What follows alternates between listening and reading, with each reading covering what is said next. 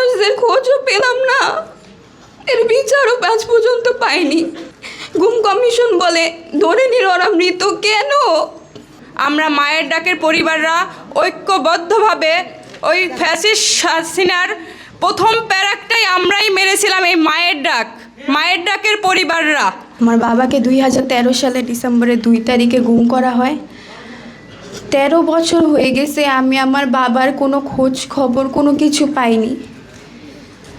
যখন এই ছবিটা ধরে দাঁড়াতাম তখন আমি অনেক ছোট ছিলাম। আজকে আমরা অনেক বড় হয়ে গেছি, আমরা সবাই একসাথে এভাবে দাঁড়িয়ে আর কতদিন বক্তব্য দিব?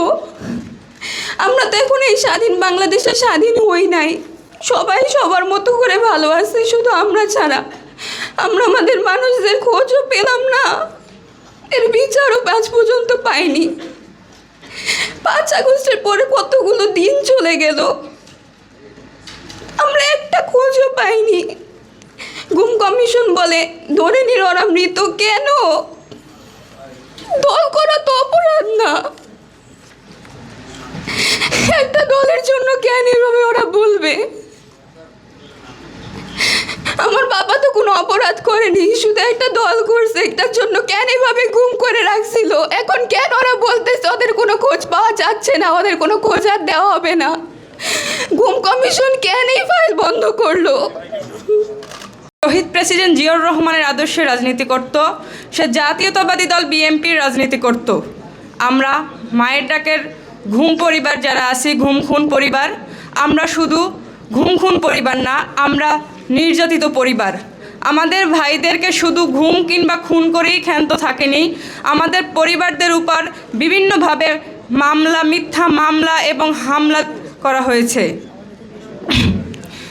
আমরা সেই পরিবার, আমরা নারী, আমরা সেই নারী যে নারী একজন মা, যে নারী একজন স্ত্রী, যে নারী একজন সন্তান, যে নারী একজন বোন।